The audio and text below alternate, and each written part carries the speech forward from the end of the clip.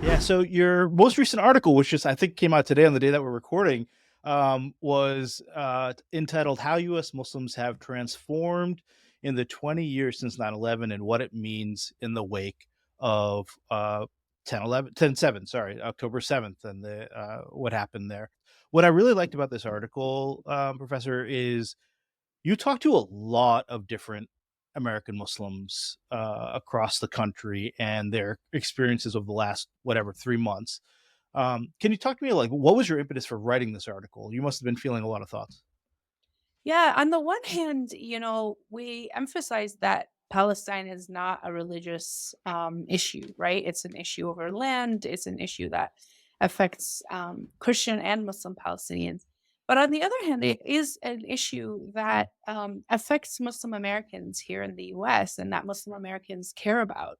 Sure. And so one of the kind of questions that I wanted to ask was, why do Muslim Americans care about this? And that's sort of a kind of a through thread in the article, Did you right? figure it out? Because I'm also fascinated by this as well. So I have some theories. I think one thing is that a lot of Muslim Americans come from colonial contexts. Yeah, sure. So they recognize in Palestine a familiar history and a familiar set of struggles, right?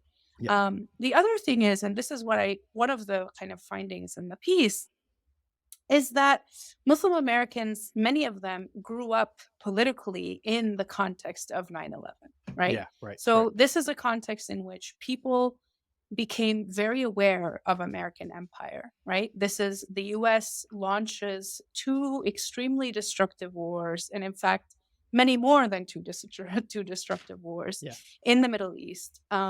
And people start to see that their lives, the lives of people who look like them, the lives of many Arabs, many Muslims, are not counted in the sort of geopolitical calculus. Totally. And so I think that people see Palestine as a part of that broader problem of American empire.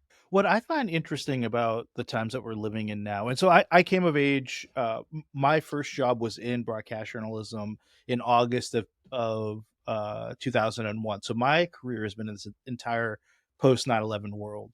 And what I thought was really interesting about the piece is that you talk about how Muslims are feeling both invisible, but then there's so much social activism and protesting. So there, in a lot of sense, they are more visible as well. And I don't, can you talk a little bit about that?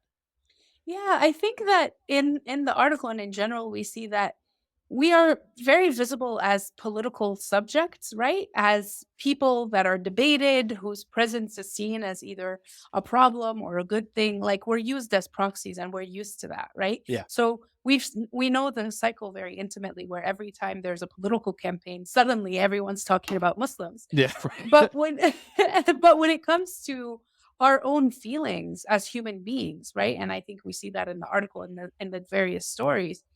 We are invisible. So that's we're invisible as people, right? Yeah, As sure. as stories, as lives, as concerns. Those things are invisible, but we are visible politically. And I think we've been very good at sort of um being like, okay, fine, let's do it. We're gonna Yeah, organize, totally. Yeah, certainly. Yeah, Um, I think for me, I was living in Boston just a couple blocks down from, or not living, working a couple blocks down from when the Boston Marathon bombings happened. And, that was whatever, 6, 7 years ago. And even at that time, my dad was like, don't wear a beard out and about. Don't like, don't be visible. And so I think this generational difference between these Gen Zers that are coming up that have lived through BLM. You talk about this in the article. Lived through BLM, lived through climate change, climate justice, and gun control issues. Versus my generation, which again I'm in my 40s, and even my parents' generation, where we're told, okay, don't like rock the boat type of thing. I find it really interesting, and how much of this is because of the coalition building and the visibility that American Muslims have had in the last couple of years. I think a lot of it. I think also there's a sort of precarity that the first generation, had, right? Where people didn't, maybe they felt more precarious in their immigration status. They maybe felt more precarious at work. They felt like And a lot of us, we grew up in this society. Yeah. There's nowhere to go, right? We Yeah. are American Muslims, right? Like, 100%. I mean, I get people on Twitter every day telling me, go back where you came from. And I'm like, there's nowhere to go. Yeah, There's right. nowhere for me to go. Way to go, right, for sure.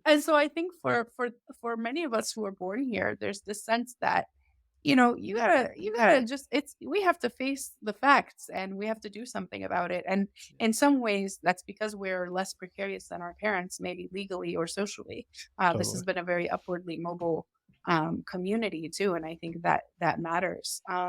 But yeah, I think there's a huge generational difference. But I think the coalitions have been very important in that we've built support with other people, but we've also modeled our organizations and our organizing on the successful models of other Yeah. communities. Yeah, for sure. Yeah, I definitely agree with that. One other thing that I really found fascinating, and you touched upon this in the article, is how a lot of American Muslims feel that their non-Muslim friends just don't get it, or just they're not engaging in these conversations or aren't aware even of what's happening or how bad it is in Gaza and beyond. Um, yeah, I wonder, why do you think that is? I think for a lot of Muslims, there isn't the luxury to look away when it gets Mm, to be too much, right? yeah. Either It's because all consuming in my feeds. That's all I see. absolutely. I mean, and this was one of the going back to the question of why do Muslims care about it? This is that there are many Palestinian Muslims. Most of us know someone. Yeah, If you don't have family there, you know someone who has for family sure. there. Yeah, You have, we have a closer degree and then I think there is a psychological impact to watching people who you identify with, who you see as part of some group that you belong to get treated like this, especially knowing that your own dollars, that you're working your ass off, right?